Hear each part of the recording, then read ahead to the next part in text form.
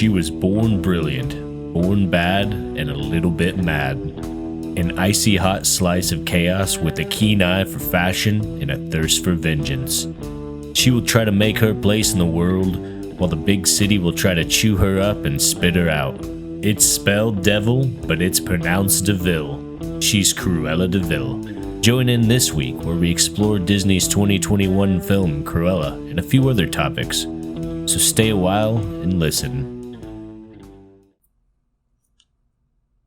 Alright, so we took a look at the new Disney film Cruella this week. I've seen 101 Dalmatians, but it was probably when I was a little kid. Yeah. I don't really remember anything about it of significance. And I think, Landry, you said this while we were watching it, but I probably remember more of the Kingdom Hearts section than I do of the movie. Yeah. Everything I know about Dalmatians. It is from Kingdom Hearts. Yeah. And that's a pretty small section. I know you find all the Dalmatians throughout the game on the first one. Yeah. That was always so stressful to me because I could never find them all. And I was like, those poor puppies. They're just going to be left forever. I don't know if I remember that. Are they like little like collectibles throughout the game kind of thing? Yeah, pretty much. Like yeah, pretty much. Yeah. Like you'd have in any RPG. Ah, okay. This wasn't bad. There was a lot of sections, and this kind of goes back to what we talked about last week with Okja. Okja. When we get these Okja, when we get these animals that are like incredibly intelligent, that to me that's like I think it's a really weird choice that they decided to do this, make a movie with kind of like starring her or like make her seem sympathetic in any way, because like I said, I've not really seen the beginnings or the original movies, but isn't she just a villain, right? Yeah, she's just like obsessed with she's trying to make a coat with the puppies the whole time. Yeah, in the cartoons or whatever. So I really liked it. I thought it was really good. I felt like it had a lot of energy to it the whole time. Like things were moving pretty fast through the whole thing, so I didn't really get bored, which I enjoy. But it felt like, organic. It wasn't like just trying to hurry it along because it was like trying to tell too much at once. There really was a lot going on too, right? They're able to show like, her Estella, her childhood and stuff in the beginning and stuff, which I thought was cool. And parts of it didn't feel like a Disney movie, and a lot of times I forgot it was a Disney movie, and I think some of that could be tribute to the soundtrack as well. That's a pretty surprising Disney soundtrack. Yeah, not being like the original score, which I think was just like maybe instrumental stuff or whatever it was originally. I don't know if that would have fit well in this movie. I think for like, this is like a live action too, all right? Like that's kind of been their thing lately. Mm-hmm. Disney kind of redoing like these live action movies and stuff. Yeah, they just did Mulan, I know. Yeah, and then they're in the works of doing like Hercules. Was it Aladdin? Aladdin was pretty good. Aladdin, yeah. I haven't seen any of them. so I guess there was a few people upset about the soundtrack because it wasn't like the original music, but like I said, I don't think that would have fit as well because it's probably kind of dated by now. It's like unless they just redid the whole thing. They just kind of felt like there's a lot of what they call needle drops. Like where it kind of meshes with the film, like the music to make a scene. Kind of yeah. There's like a bunch of those happening. Definitely wouldn't have landed as well with classical music. Yeah, and it gave the movie kind of like we were talking about Cobra Kai. A few months back about how it kind of gave you a perspective on what would be a bad character almost. And she obviously is still probably not like a super great character, but like you maybe kind of see why she's not, or maybe she is the way that she is a little bit. But yeah, I mean, I really liked it. Yeah, thought it was cool. I really enjoyed it. I wasn't really expecting to enjoy it a whole lot, and it was like I don't really remember the last time I watched a Disney movie, but yeah, I liked it. It is in theaters right now, or you got to pay on Disney Plus to get the in-home. What do they call it? In-home rental or something? They call it something in-home premiere, I think. Yeah. It is in theaters though.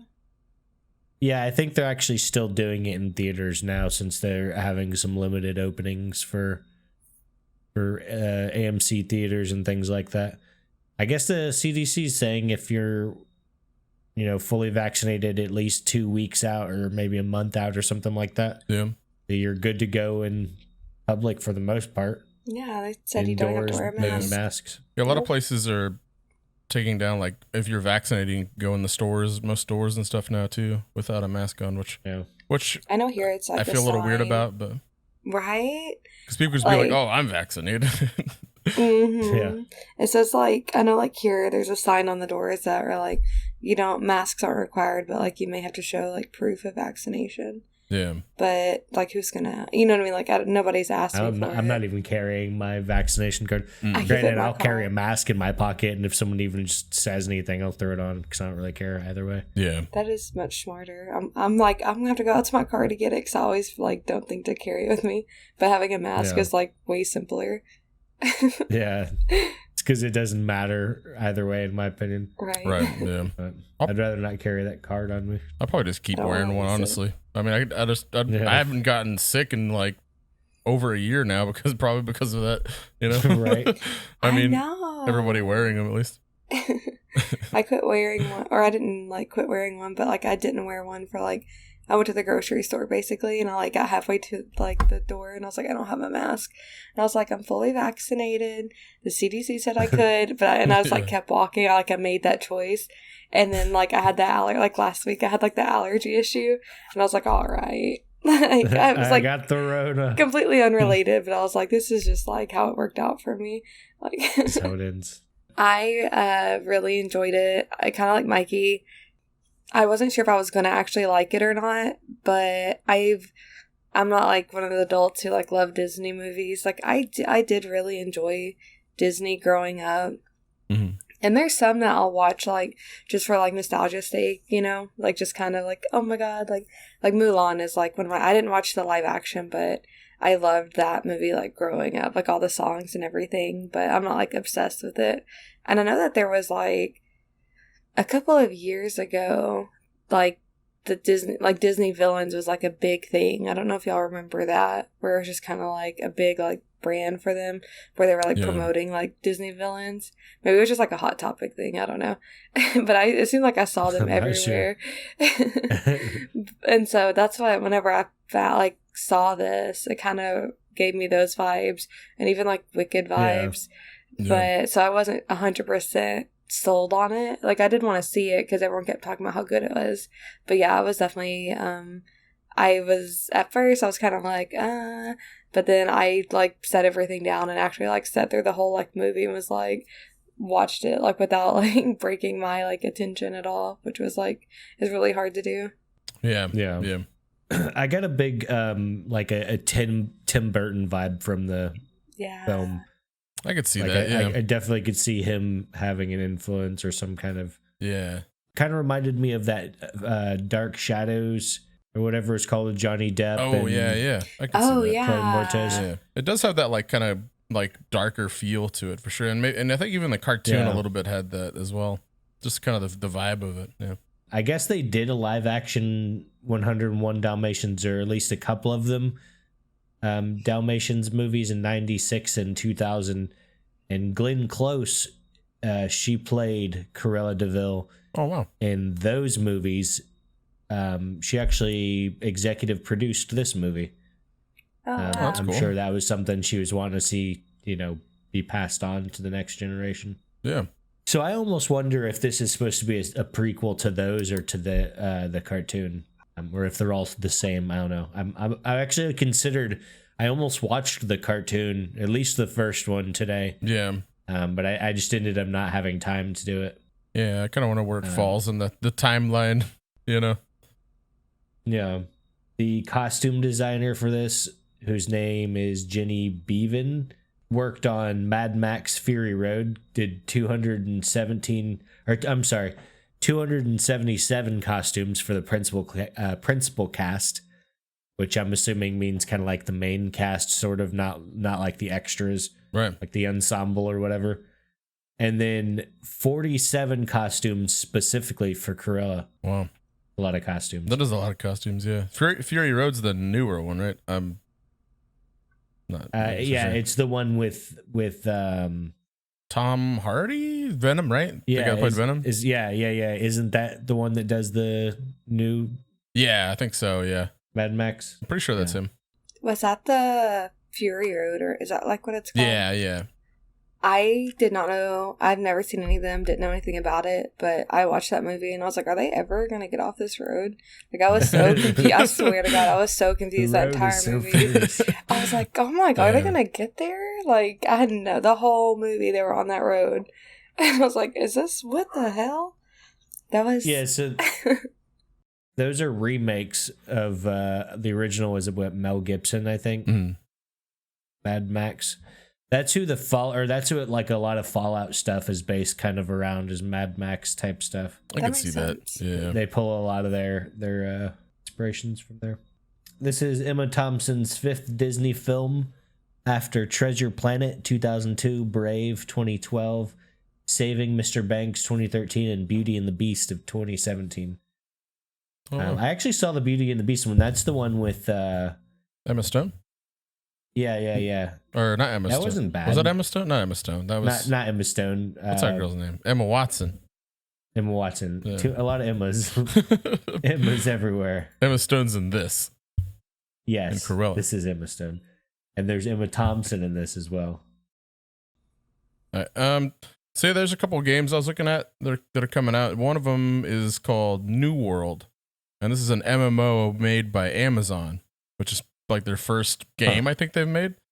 I don't remember the last time I played or got into an MMO aside from like maybe WoW. I mean, I played Elder Scrolls and stuff a little bit, but it's a bold choice for them to do out the gate, right? As an MMO for the first game. That's what I was like. Why would they choose an RPG first? Why would they choose an MMO? Yeah, and it's honestly it's such like a dead genre for the most part. There was like a big peak in popularity like maybe a decade or so ago of MMOs, but yeah, it's like seems like an odd choice. And I was kind of looking at it.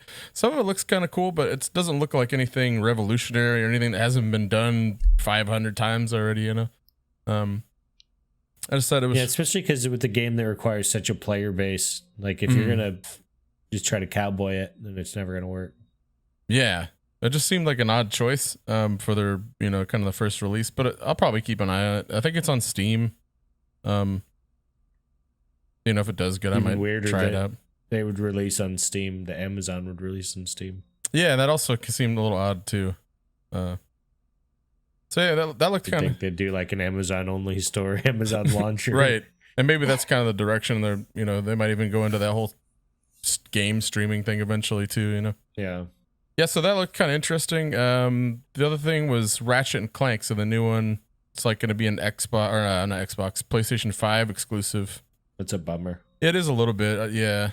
It looks really cool though. Apparently, there's going to be like this gun where you can warp stuff from like other games in there. So like, there's stuff from like Uncharted and like Horizon that you can like warp into the game. Like I guess like enemies or like weapons and stuff.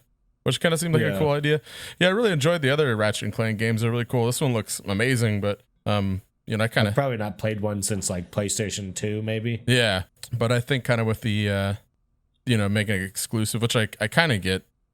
It's kind of like a little bit of a bummer. Hopefully they put it out on other platforms, but probably not for a long time, I imagine. Another one is the Dying Light 2 looks really neat. Yeah. I really like the world design's really cool and everything's kind of overgrown, like which I would kind of expect like an apocalypse to look like. It's really far in the future, yeah. Yeah. It's like 25 years in the future. Yeah, it looks really cool. They actually just released, I don't know if you remember that medieval Hell Raid DLC for Dying Light. Oh, yeah, They just released another mode for that game. Like a story mode, DLC. right? Yeah, for that, yeah. I was going to check it out later on at some point. So that comes out December 7th, Dying Light 2. New World, the Amazon MMO, could be August 31st. Ratchet and Clank comes out June 11th, it looks like. So I don't play any game but Fortnite. So I found a game that I was able to get a kill in, and like you could never take it away from me. So I don't care if it's a bot. But there's bot lobbies. Darth played with me for like a day, and then he realized it was just bots, and then he left. Yeah, like he was involved in that. We thought we were murking dudes, and it was just bots. Literally. Yeah, we were doing super good. It was all bots. Yeah. Oh wow. So, the new season just came out yesterday. I haven't had the opportunity to play it yet, but I have been kind of reading up on everything that is going on in it. So the season, it's chapter 2, season 7, and it's aliens. So they completely changed up how they do the battle pass, and I'm not really familiar with other battle passes, but I feel like they're all like similar in the sense that you buy it, and then as you level up, you get like the rewards for like certain levels. Yeah. Mm-hmm. So Fortnite changed it up this time. So now you level up, you buy the battle pass, and as you level up, you can claim the rewards in the order that you decide. Yeah. So, so every time you level up, you can do it by playing or completing challenges that earn XP. You'll earn 5 battle stars. Then you can use your battle stars to claim a suite of awesome battle pass rewards in whatever order that you decide. Is this like 1986 James Cameron aliens? Or is it just like regular aliens? It looks like regular aliens. Yeah. Like xenomorphs. I will post it. I'm just gonna print screen it. I would get down on some xenomorphs.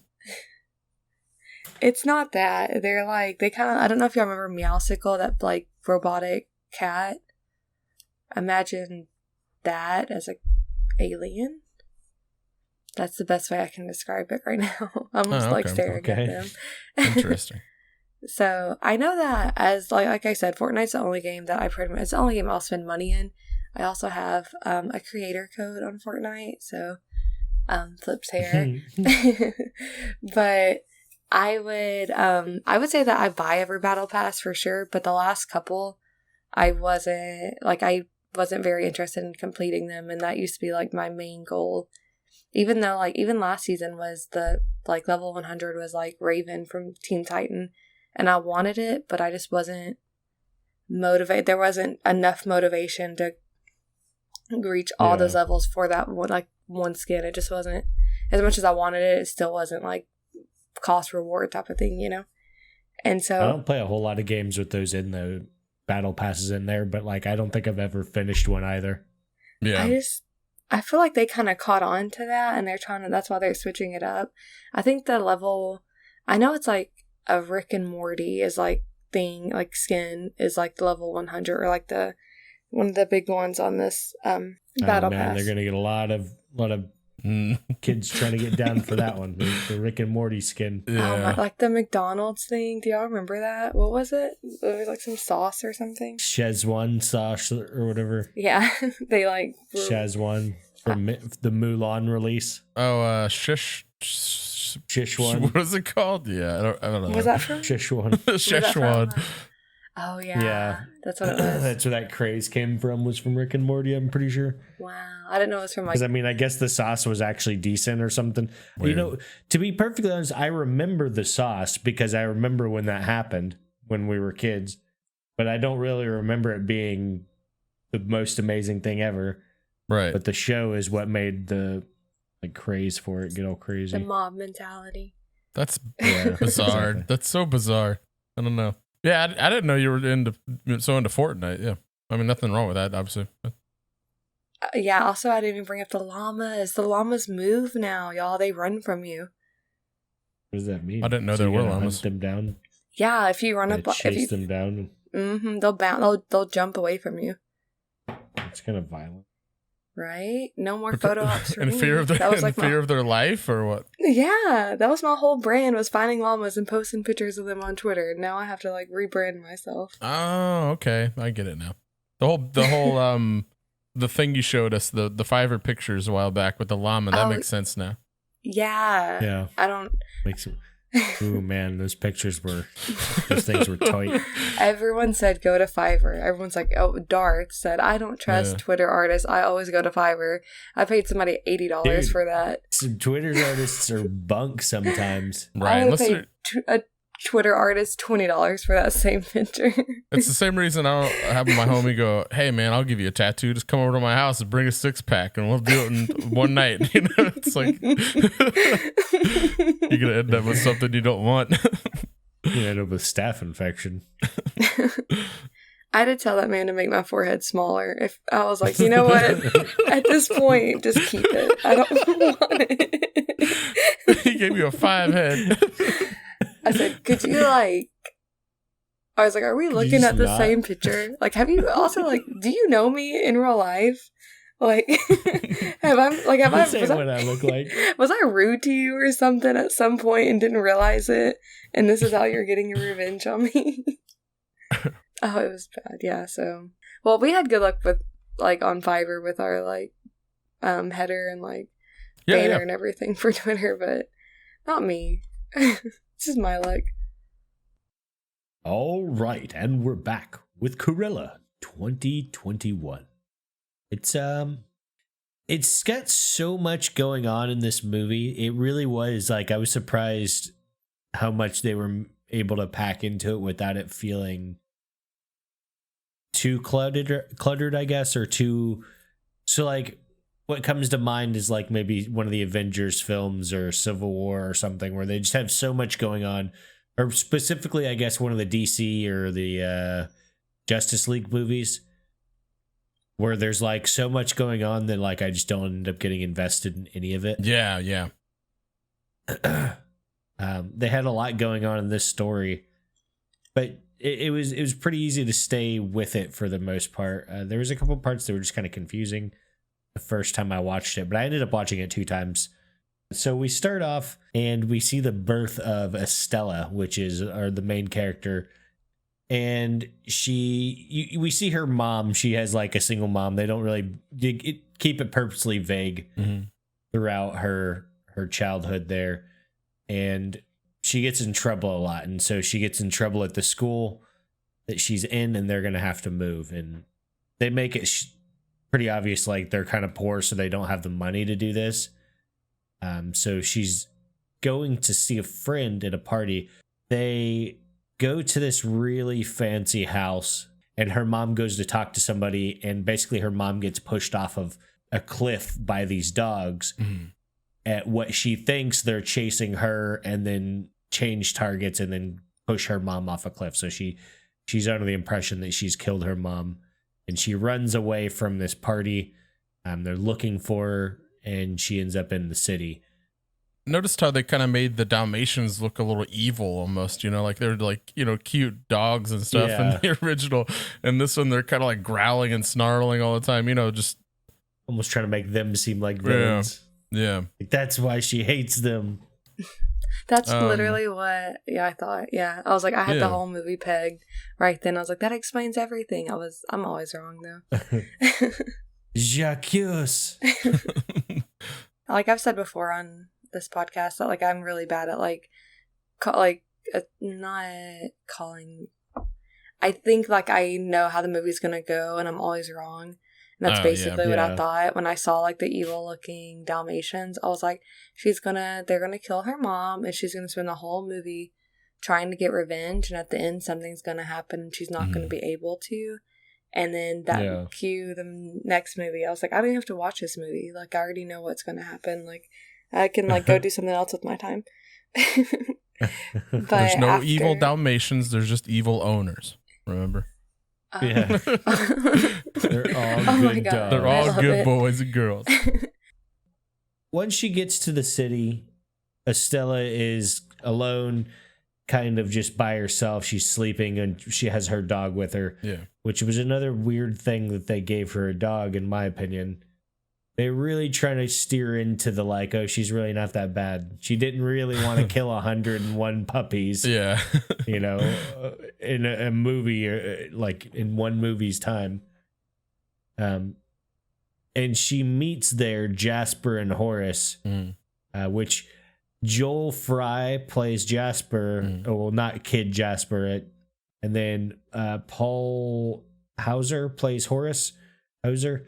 But Joel Fry is in a show that I like to watch on Amazon called Plebs. I don't know if either of you've seen it. I think, Mikey, you said you've seen an episode or two. Yeah. It's actually a pretty solid, like British comedy office drama about the Roman Empire. It's a bizarre thing. It's a pretty good show, though. Yeah, and We might have to check it out at some point. Paul Hauser was in Cobra Kai. He was that goofy like older dude that joins at the Coyote Creek thing where he like is laying on the ground and sneak attacks him. Yeah, that's why he's not going to be in this next season of Cobra Kai because he dropped out to film this.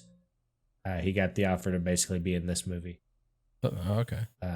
And so in the cartoon, aren't these two characters, Jasper and Horace, aren't these her minion characters in the cartoon as well? Yeah. Mm-hmm. Yeah, they I think they live in that mansion with her and stuff, and Hell Hall. Yeah. I really like these two characters in this movie at least. Me too. Yeah, for sure. I like Jasper for sure. Estella meets Jasper and Horace, and that's when they have their little grow up montage. They become grifters, or Jasper and Horace are already grifters, and Estella joins them in the grifting scene. Yeah. And they have their grift up montage where they they do their glow up, grow up. Estella's out here, making disguises extraordinaire for their grifts. I'm not really sure how well any of those things would work, but they are pulling it off left and right. And what's really funny is when we first watched this, I watched this with my wife, and we were watching and how she washes her face, and she raises her face, and she's like grown up Emma Stone. She was down watching her face, and then right before she lifted it, I was like, and Emma Stone, and she lifts her face. It's like her there. Like, called it. That's funny.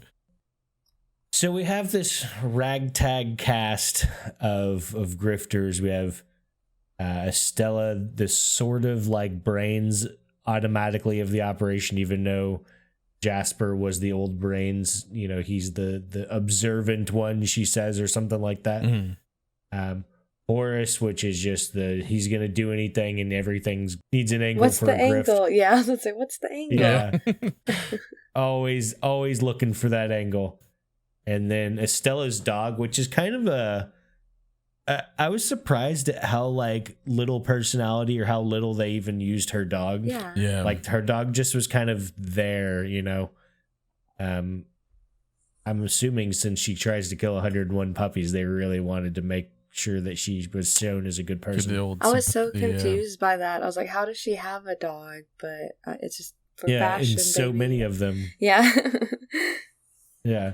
And then we've got little Wink, the one-eyed patched like Chihuahua dude. Yeah.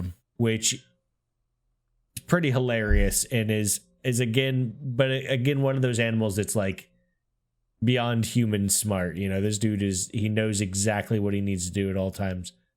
For whatever reason, Jasper decides that Estella needs to do something better than grift with them. And I mean, I get it. It seems like there's some kind of love interest there, but at the same time, maybe they're just really good friends. Right. I thought because they don't really pursue that at all. No. I kind of thought that there was, but then I remember that was a Disney movie. But if I remember, because she was like, whenever they were stealing from like that hotel room, if you remember, Estella was like looking at that billboard, and like she kept kind of just like getting caught up, like looking, and then then you kind of noticed him watching her, and then whenever he offered that to her, like I definitely thought that was going to play out in a romantic like storyline, but and that was about it. But fair enough, though, what you said about her looking, maybe he always noticed her kind of not really into it, and just like knew that she wanted more than what they were doing. Yeah. Oh, true. Yeah. Estella gets this job working for, and I have no earthly clue the name of this place, but they Stella calls it the most prestigious fashion store or boutique or something like that. It's like it's like you buy clothes there. Depot. I don't know, like a Burlington coat factory type operation, but it's for fashion. It's supposed to be the best one in the city that they're in. She gets a job there, and it's like all a touching moment, and then it pans over and she's washing floors or mopping floors. She keeps trying to make the effort at the job, and no one wants to hear, that old goat of I try real hard, but everybody just keeps kicking me back down. Yeah. She gets frustrated and flustered at one point, and she gets super drunk at work. or after work. She's still at work, but she's drunk, and she goes into a window display where a mannequin would be, and she ends up redecorating the whole display, like the mannequin, the walls. There's some graffiti, some weird newspaper dress thing, and wakes up. Basically, this is her last straw for work, and her boss is like, "You're out of here." You know, she's getting fired. They mention that the Baroness is coming, and she's the tastemaker, fashion designer type lady. You know, her word is the ominous dominus in the fashion world. Whatever she says is what the next fancy thing is. I guess she was driving by it, or they didn't really make that clear if she was already coming in, because she doesn't seem to like the place. You know, she's right. like, this is an embarrassment of a store type thing. Yeah. So the Baroness walks in. She's like, "Hey, who did that window design?" The guy, obviously she's being short with him, and the guy that owns, I don't remember the owner of the store, the manager, whoever's running the store, that was like yelling at Estella the whole time and jumping down her throat. Yeah. His name Roger, maybe? I was trying to look at that. I couldn't remember his name. Yeah. Whatever. It's not that important. Yeah. He's irrelevant because he has no taste. Nah, he she asked who did the window display, and he said it was Estella. She's being fired at this very moment. Like, that's the dumbest thing you could do. That's the best display you've seen here in decades, you know. Yeah. And has her assistant hand Estella a card, like, "You're hired. Be there tomorrow at 5 a.m., 6 a.m., something like that." Pretty baller move to hire someone like that. Right. First of all, that's like the coolest thing you could probably do. Yeah, 'cause she's like be a part scrubbing toilets and stuff, you know. Yeah, exactly. Yeah, that's what she was doing, is scrubbing toilets, I think. She goes home, they're all happy, they're excited. Horace is wondering what the angle is immediately, and they're like, "There is no angle. We're just gonna get a job for Stella so she could, you know, become something while we stay homeless hobos in our grift house. Probably end up in jail."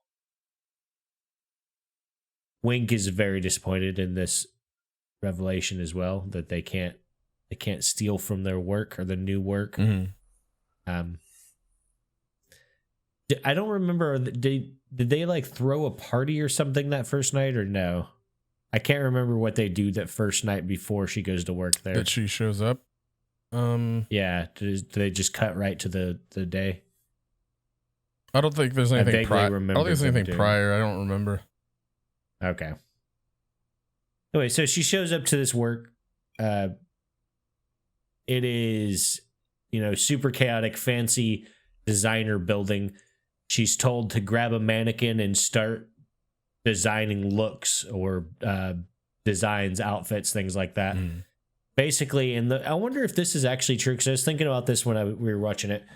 If that's actually how a designer does it, like, I'm a designer, but I didn't really design this thing. It was just someone that works for me designed this thing. Yeah. But I get yeah. Do you know it all, Landry? Are you into designing or fashion, that kind of shit at all? Absolutely that kind of stuff at all? No, I had no I idea. imagine what was going on. they probably have more of a hand in it than the Baroness did in that, because she basically was like, walks up to her office while they're slaving away, and then she walks by and she's like, meh, this is okay, but get rid of this, you know? Yeah. Yeah. And said, "Wait, Yeah, I like designed." cuts her arm at one point. Yeah, she's like, "I did it again." Yeah, she's like, "This is the greatest thing I've ever made." It's like, Yeah. had nothing to do with it. Yeah, literally didn't participate at all in the involvement of It's it. like, okay, Yeah. Elon Musk, chill. So she's like becoming under her, or like going under her wing, like this protege already, designing cool stuff, getting her arm sliced open and stuff. But she notices there's a necklace that the Baroness wears. Estella notices this necklace, And what it is a necklace that her mom had given her right before they went to the party when she was a little girl, and she left it at that party. So she realizes then that the Baroness having that necklace means that it was the Baroness's party. So Estella puts two and two together and realizes that the Baroness killed her mother. Mm. So she's like, oh, this isn't going to fly. And I think that's when she decides she's basically like, we're going to grift this place now. We're going to steal the necklace back. I want to get everything back. Well, I think at first it's about the necklace, but eventually it progresses to being about the rest of it. Yeah. But she first gets this idea to confront her basically as Cruella, which they have this cute little joke when she's a little girl that when she's being a bit of a butthead to people as a child, Estella, quit being cruel, you're being Cruella. Yeah. It was between her and her mom, and so that started this whole thing because she has did we even mention her black and white hair? I feel like I totally I totally glossed over that. She's born with black and white hair, if you didn't realize this already. I feel like anyone who's heard of what we're talking about would probably get it. But it starts the idea of this like good guy, bad guy of split personality type thing, Two-Face, Jackal, Mr. Hyde type deal. Mm. But anyway, she's going to go to one of the Baroness's black and white parties as Cruella, and she wears she knows the things that distract her because they're going to steal this necklace back. I think that's the only intent at first, is stealing this necklace. She dresses up in this fancy white dress that she is able to go into the party and burn the dress. Very Hunger Games, by the way. Yeah. Mm-hmm. I was like, didn't we see this once before in Hunger Games? Like literally even the same dress color and everything. Right, yeah.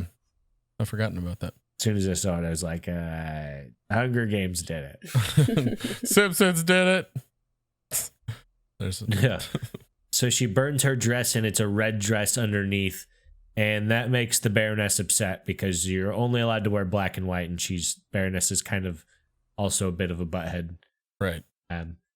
So she's bringing Stella to talk, and they're supposed to talk about, or she's gonna have her arrested, but she's like, you've piqued my curiosity. She's wanting to talk to her about who she is and what she's doing there with the point of it or whatever.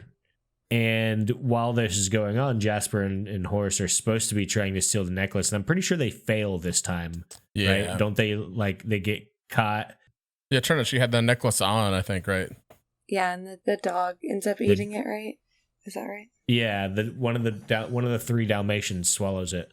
So they kidnap all three of the dogs, and they're like, "We got to keep an eye on them." And Horace, if they poo-poo, then you know what to do.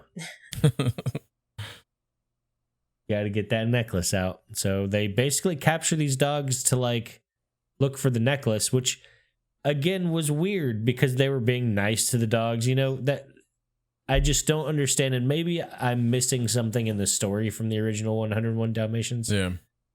But it just seems weird that they went this direction so heavily. Yeah. With the dog angle. Like they could have just left the dogs out and left them as kind of a minor role, and it wouldn't have been as awkward because listen, she was gonna murder 100 puppies. That's in the back of my mind the entire time. I'm watching her be nice to these Dalmatians. We can't forget this. So they decide, I think then they're keeping the dogs, and they decide then to double down and like really show her up at every angle. And that's when Cruella is like showing up at like red carpets for fashion. Yeah. Whatever these things are. She's like, every time the Baroness is out somewhere getting some soup or whatever, like old people stuff or fashion people stuff, Cruella's out there like, boom, I've captured you in your car with my dress. Or like, boom, I did the thing that you were doing, but I did it cooler. Basically just making her look really bad. This is when she switches to like, I want to ruin everything about her name. Eventually, the Baroness, though, gets to the point where she's like not having it anymore. She's done with everything that Cruella's doing. So they track her down to their little grifter hobo hovel. Yeah. And that's when she's like, I'm, Boris and Jasper are going to go away, but that's because we're going to frame them for murdering you. The Baroness tells Estella that when they basically captured all of them, they take the dogs back, or they have the dogs. Oh, they also do this weird, I forgot about this, while she's showing up the Baroness at every angle. She has this weird fake Dalmatian coat made up because like the Baroness knows that Cruella stole her dogs. Yeah. And so she's like, she killed my dogs and made a coat. Yeah. Like, I just don't understand. Maybe when she got older, she got more crazy and just was like, I want to do that again, but make it with a real coat this time. Yeah, I don't. I know I get hung up on that, but it's just, No, I mean, I just don't get it. Was a big one for me too. Yeah. I was like, the whole time, That is a I was big like, I thought I had this movie pegged, and this is wrong. They end up catching the house on fire. Cruella passes out or whatever. She ends up getting rescued by what was one of the Baroness's bodyguards, and it turns out that we find out Cruella, or Stella, I guess, was the daughter of the Baroness, and the Baroness was like crazy. Yeah. And she was like, get rid of this kid, post-birth abortion. Texas 2022. And she gives to the she's like the leader of her security, or one of her security guys. So he's the one that gives it to the housekeeper, or the maid that was her mother, what she thought was her mother. And that's what the maid was doing, or that's what her mother was doing at the party. Was Estella's mother was trying to get money from the Baroness. Oh yeah.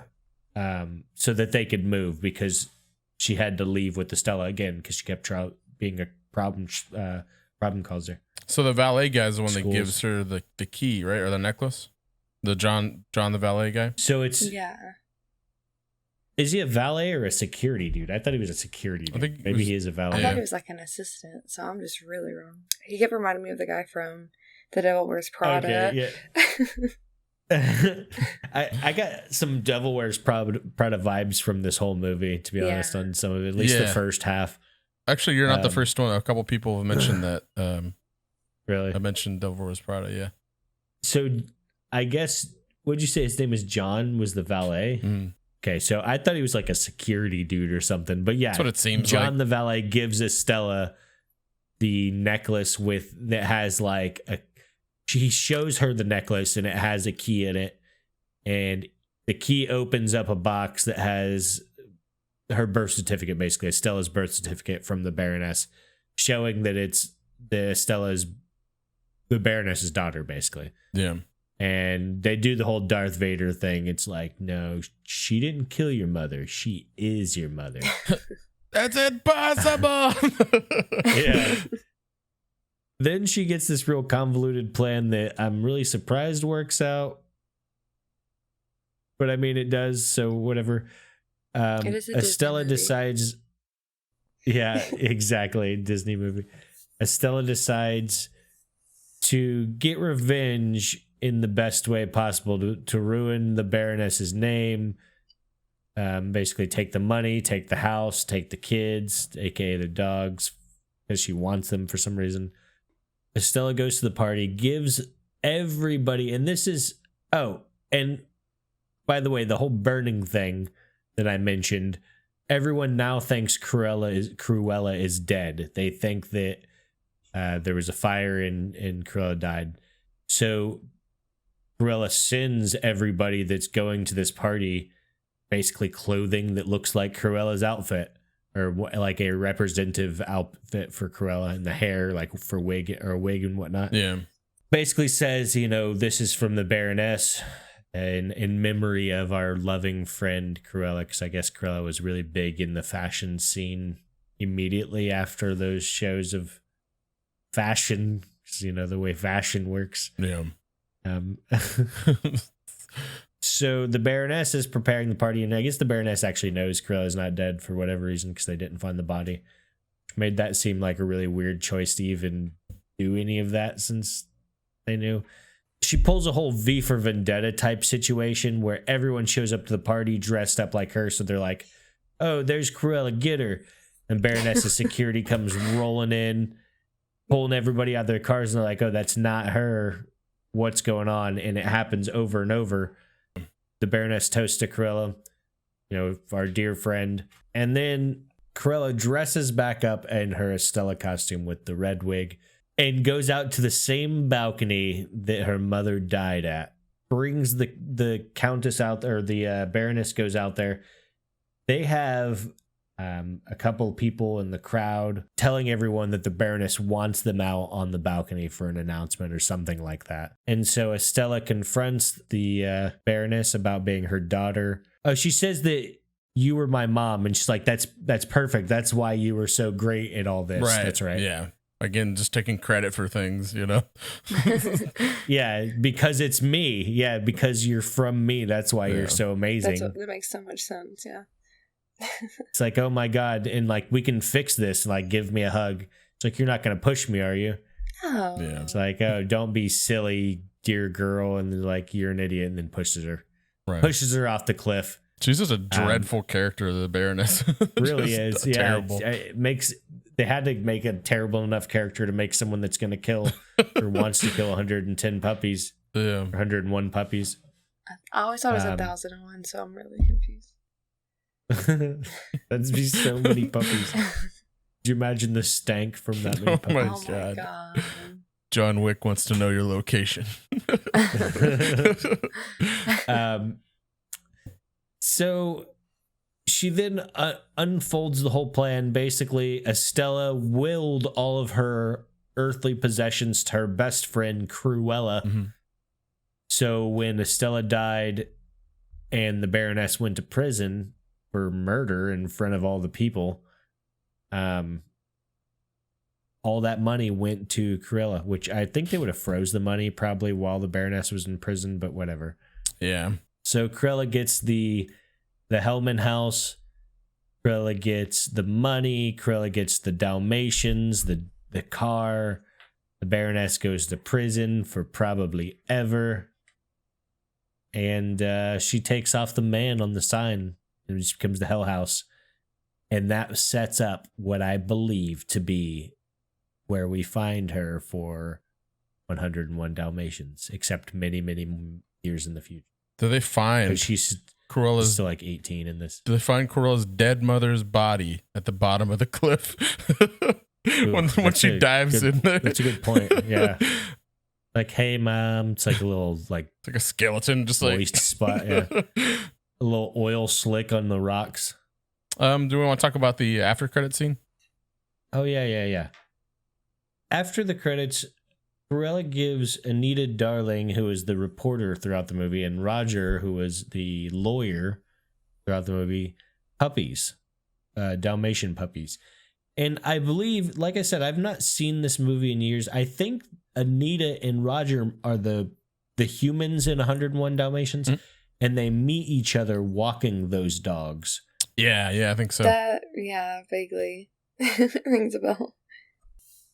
So I think this is really good. First off, I liked the pace of the movie, even though there was so much going on. I feel like it wasn't rushed. Still, I like the characters a lot. The cast was really cool. I think they did a really good job casting everybody. I do think it's odd to kind of if they're gonna like deep dive into more villains and kind of make them out to be, like. I do kind of feel like Disney's trying to convince everybody that a lady that wanted to murder puppies is just misunderstood in a sense. Like to kind of echo that whole thing we've been talking about this whole time. It's like she was kind of a terrible person, But yeah, I mean, I wonder if this is going to kind of open the door for like, we're going to get like an Ursula movie or like a Jafar movie or, Oh my Lord. Oh my goodness. But aside from that, and then there are a few Scar movie. Yeah, Scar movie, right? He wasn't just like a crazy uncle that wanted to be king. Like maybe he had a reason. Who knows? Yeah, but I think there are some holes here and there, I think. And do I think the movie was necessary? They probably not. They probably didn't need to make this movie, but I mean, it's fun. I think for what it is, it's a lot of fun to watch. And I enjoyed it. And yes, I do recommend it. I just want to say that Ursula and King Triton, obviously there's some backstory there that we don't know. So I'm like complete team. He had a little tentacle action at one point. Oh my god. He had a little. Oh my god. But yeah, no, I definitely want to know like what the backstory is on that. When you said that, I was like, you know what? I've always wondered that. Also, like kind of going, hopefully. Going back to like the Kingdom Hearts reference, I don't know if y'all ever played the Little Mermaid like world, but the Ursula like boss scene is the scariest like scene I've ever fought, like game I've ever played in my entire life. It like haunted me. But anyways, so I would. She was creepy. Yeah, and you're like so tiny, and she's like huge, and that just like scared me of oceans forever. I don't know. I can't describe it. I don't know what it is. But yeah, that was a really scary scene. Or like scary, just like fight. But I did think that this movie, I agree that maybe the story didn't have to be told, but I did enjoy watching it the entire time. Yeah. I thought it was interesting. I was kind of confused by, and I think that kind of just like plays into it, where it's just like I don't even think she's like a great character, like she's just like bad, but then it just kind of shows that just because you're not a good person, like you can still like have some justifiable actions sometimes, depending. Like, no, I'm not saying everything she did was justifiable, but you know what I mean. But yeah, so I did, like, I will watch it again. Like I did, like I said, I did enjoy it. I was selling it to my dad, so whenever Ben gets here, we're probably all going to watch it again together. That price, though, I don't know if I would recommend. I might wait. Right. Or maybe if we go, like, to theaters and see it, I could justify, like, tickets for that. But I don't think I would. I think I would wait to watch it again.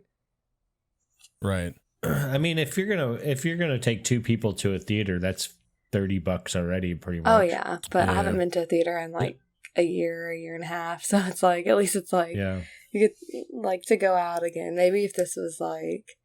I was never a big like movie watcher to begin with, or like go to the movies like person, but I think it's kind of like I haven't been, so I was like, if I'm going to spend that money, I'm going to go do something I haven't got to experience in a while. I think it's a good alternative for people that don't like to go, because I don't particularly like going to the theater either, and I think Darth made a good point. It's kind of what it would cost, to watch it, with a couple people. Yeah, I understand what y'all are saying about some things not needing to be made, but, what movie does need to be made? Almost none of them do. I think it was told well. I think it had a killer soundtrack. It's definitely a kid's movie. If you go into it with that mindset of just expecting that, a few adult jokes here and there, but mostly just a child's movie. It wasn't bad. Emma Stone was good. The rest of the cast was good. I would definitely recommend it. But thumbs up all around. Yeah. Some thumbs up. It's refreshing. We've had a little bit of mixed results these last couple weeks, which that's not always a bad thing, but nah. And I look forward to the next thing that we're gonna watch. Yes, absolutely. So join us next time for Geek Squawk, where the geeks talk.